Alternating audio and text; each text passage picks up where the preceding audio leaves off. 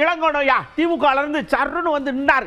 சரிங்க, நீங்க சொல்றது வாஸ்தவம் தான். ஆனா பிள்ளைய படிப்புக்கு பணம் கேட்கறான் தர மாட்டேங்க, நிதி கேட்கறான் தர மாட்டேங்க, என்ன கேட்டாலும் மாட்ட மாட்டேன்றீங்க. இப்ப மட்டும் தமிழர் நிக்கிறார், ஓட்டு போடுங்க அப்படின்னு மட்டும் வந்து சொல்ல தெரியுது. இதையும் சேர்த்து சொல்லிருங்க, ஓகே அப்படிங்கிறார். அதை வரவேற்கிறேன். ஒரு தமிழர் துணை குடியரசுத் தலைவராக வருவது என்பது மகிழ்ச்சிக்குரிய ஒன்றுதான். தமிழ்நாட்டுக்கு நிதி வழங்க மறுக்கிறார்கள்.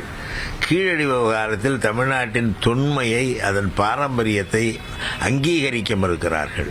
இப்படி தொடர்ந்து தமிழ்நாட்டுக்கு துரோகம் செய்து வருகிற ஒரு கட்சி, எல்லா வகையிலும் தமிழர்களுக்கு துரோகம் செய்கிற ஒரு கட்சியாக பாஜக விளங்கி கொண்டிருக்கும் பொழுது ஒரு வேட்பாளரை தமிழராக அவர்கள் போட்டியிட செய்கிறார்கள் என்ற ஒற்றை காரணத்திற்காக நாங்கள் ஒட்டுமொத்த தமிழ்நாட்டையும் புறக்கணித்து விடவோ அல்லது அந்த மக்களுக்கு எதிராக நாங்கள் செயல்படவோ முடியாது. அதனாலே இந்தியா கூட்டணி என்ன முடிவு எடுக்கிறதோ அந்த முடிவுக்கு திமுகவும் கட்டுப்படும்.